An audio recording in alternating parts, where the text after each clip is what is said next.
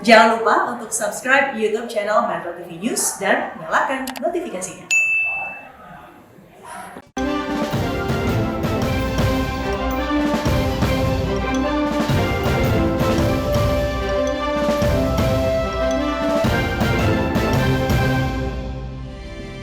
Halo, selamat malam pemirsa, apa kabar Anda? Senang sekali saya Gadis Bianca kembali menjumpai Anda dalam Presiden Corner. Kita akan melihat bagaimana Presiden Joko Widodo menjalankan roda pemerintahan, mengatasi berbagai persoalan dan juga menjalani agenda kepresidenan selama sepekan. Inilah pemirsa Presiden Corner selengkapnya.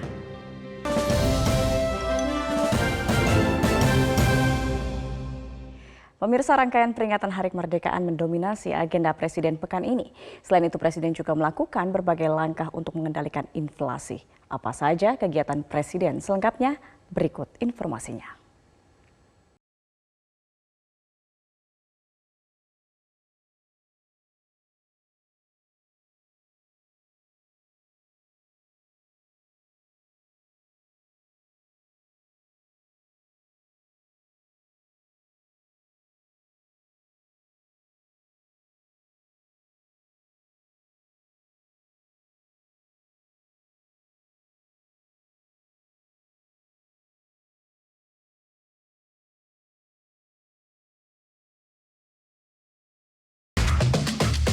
Saya ingin mengucapkan terima kasih yang sebesar-besarnya, utamanya kepada pelaku real yang bekerja di sawah, para petani Indonesia.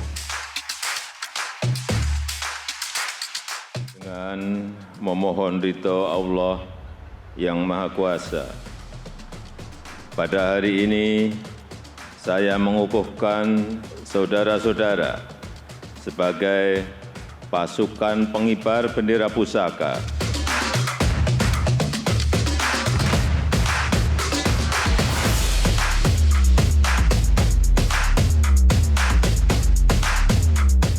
Bismillahirrahmanirrahim. Assalamualaikum warahmatullahi wabarakatuh.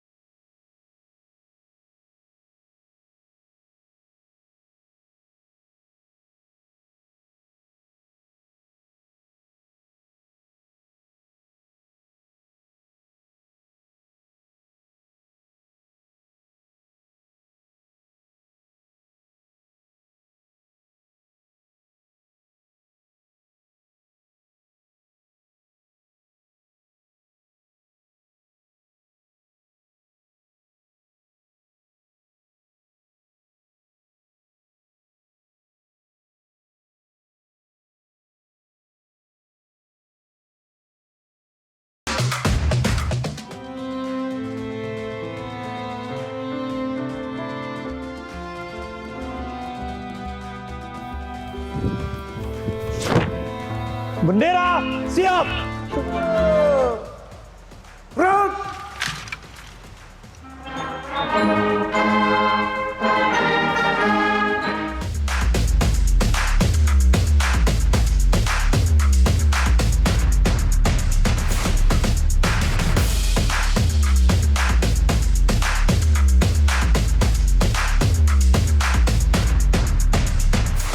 Pemirsa, memangkas subsidi dapat menjadi pil pahit untuk mencegah negara pilot. Namun bila inflasi melambung tinggi, rakyat kecil bakal menjerit. Lalu apa langkah Presiden Jokowi menghadapi pilihan sulit? Ulasan selengkapnya usai jeda.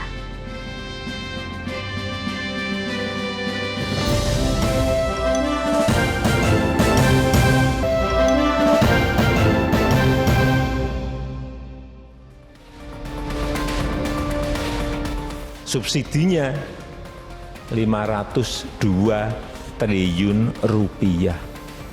Angkanya gede sekali.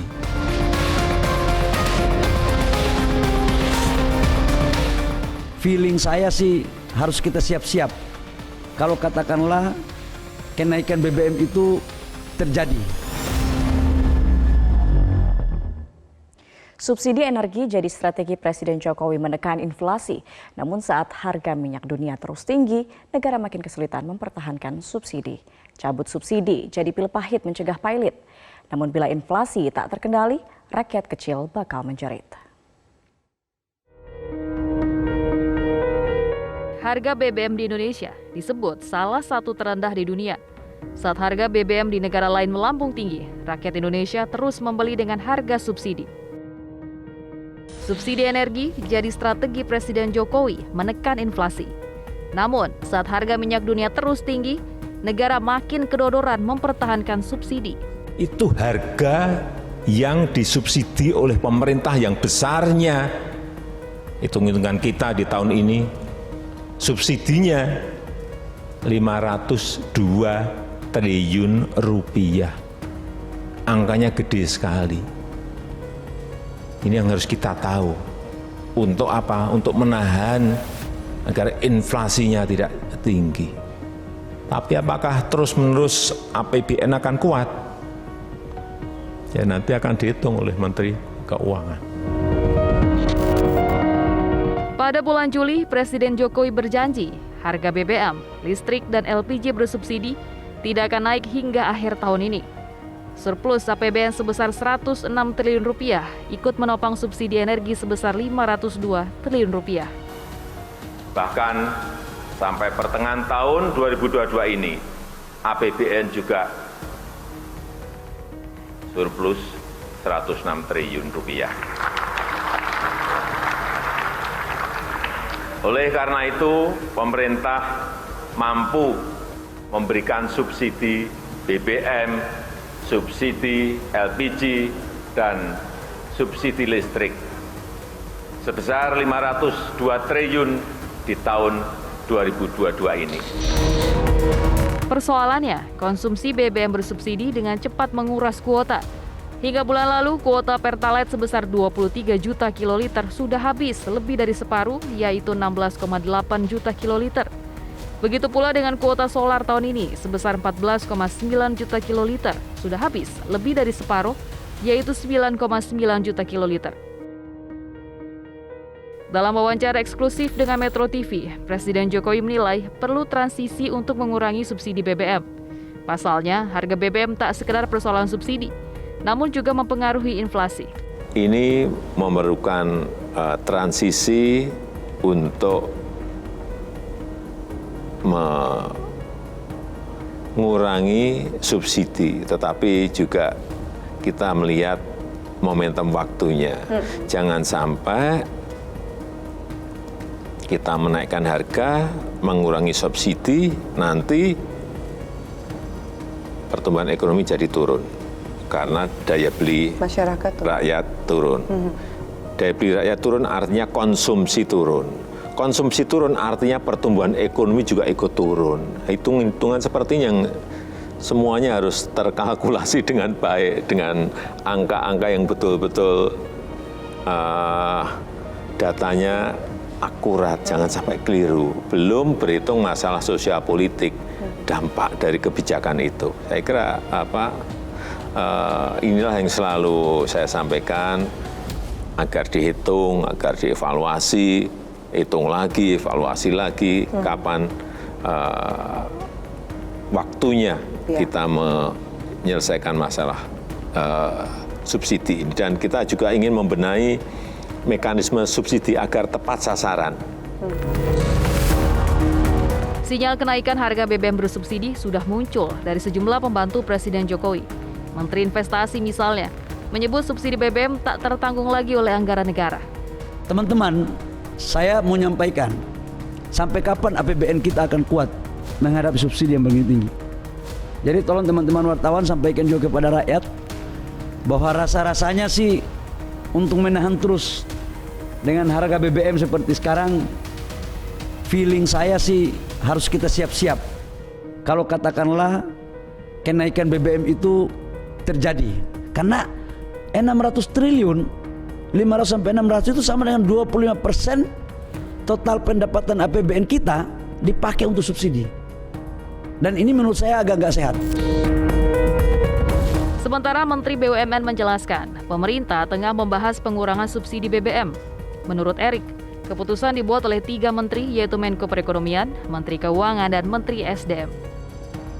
Menteri SDM mengakui pemerintah tengah membahas kenaikan harga Pertalite. Bila resmi dinaikkan, pemerintah akan mengubah Perpres tentang penyediaan, pendistribusian, dan harga jual eceran BBM. Itu kan memang beban subsidi negara itu kan besar sekali, ya.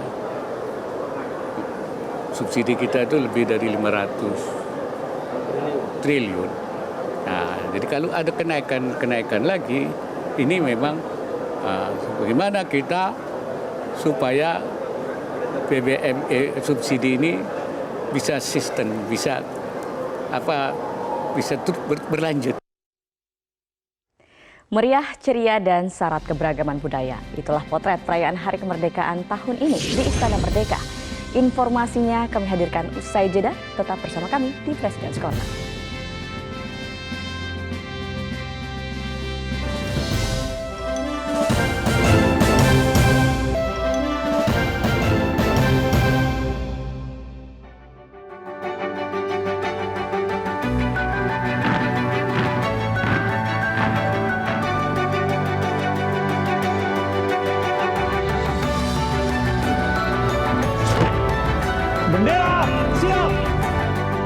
Kesannya senang ya, karena sebelum-sebelumnya saya ada di luar di Taman Pandang.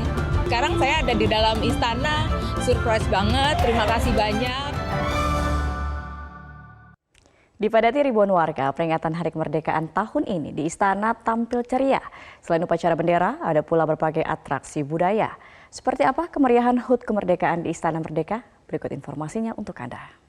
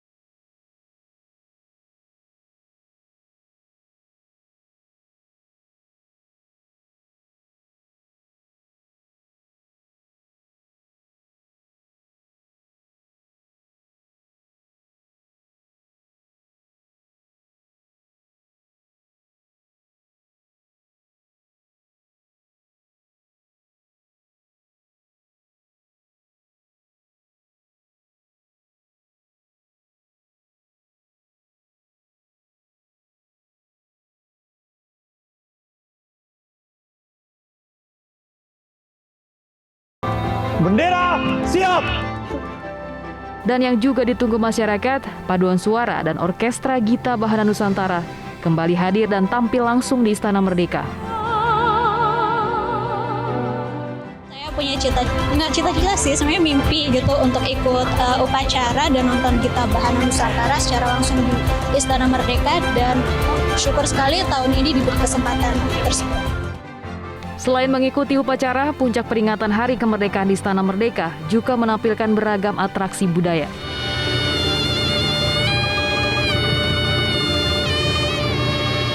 Akibat pandemi, pekerja seni merupakan salah satu profesi yang paling terdampak secara ekonomi. Pembatasan sosial dan larangan kerumunan membuat banyak pekerja seni kehilangan sumber pendapatan. Selain reok budaya khas Ponorogo, Jawa Timur, ditampilkan pula tarian Lumense Garbarata dari Sulawesi Tenggara.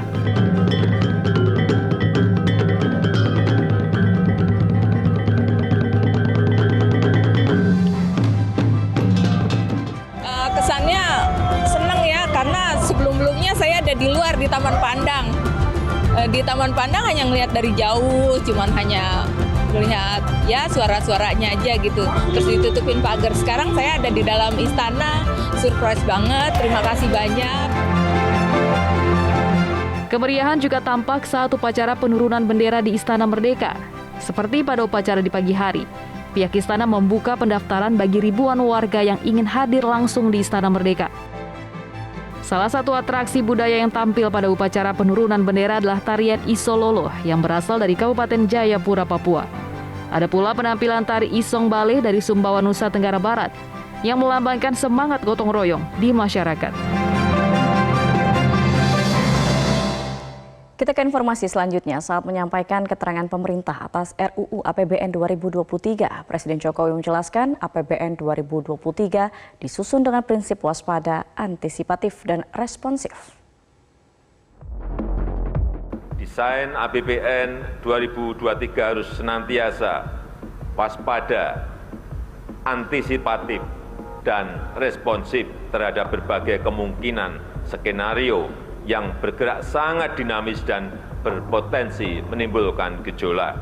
Desain belanja dan pendapatan serta pembiayaan harus fleksibel, menyediakan ruang fiskal yang memadai agar mempunyai daya redam yang efektif untuk mengantisipasi ketidakpastian. APBN 2023 adalah APBN yang suportif dan terukur dalam menghadapi berbagai kemungkinan. Arsitektur fiskal tahun 2023 juga dirancang untuk memperkokoh fondasi perekonomian dalam menghadapi tantangan saat ini maupun di masa yang akan datang. Maka kebijakan fiskal pada tahun 2023 diarahkan untuk mendukung peningkatan produktivitas untuk transformasi ekonomi yang inklusif dan berkelanjutan. Presiden juga memaparkan asumsi ekonomi makro dalam APBN 2023. Presiden optimis pertumbuhan di atas 5% dengan tingkat inflasi sekitar 3%. 2023 diperkirakan sebesar 5,3%. Kita akan berupaya maksimal dalam menjaga keberlanjutan penguatan ekonomi nasional. Inflasi akan tetap dijaga pada kisaran 3,3%. Kebijakan APBN akan tetap diarahkan untuk mengantisipasi tekanan inflasi dari eksternal, terutama inflasi energi dan pangan. Asumsi inflasi pada level ini juga menggambarkan keberlanjutan pemulihan sisi permintaan, terutama akibat perbaikan daya beli masyarakat. Rata-rata nilai tukar rupiah diperkirakan bergerak di sekitar Rp14.750 per US dollar dan rata-rata suku bunga surat utang negara 10 tahun diprediksi pada level 7,85%. Selanjutnya, harga minyak mentah ICP diperkirakan akan berkisar pada 90 US dollar per barel. Di sisi lain, lifting minyak dan gas bumi diperkirakan masing-masing mencapai 660.000 barel per hari dan 1,05 juta barel setara minyak per hari. Pemirsa, informasi tadi sekaligus menutup jumpa kita di President's Corner kali ini. Terima kasih atas kebersamaan Anda. Kita berjumpa kembali pekan depan. Saya Gadis Bianca pamit. Selamat malam. Sampai jumpa.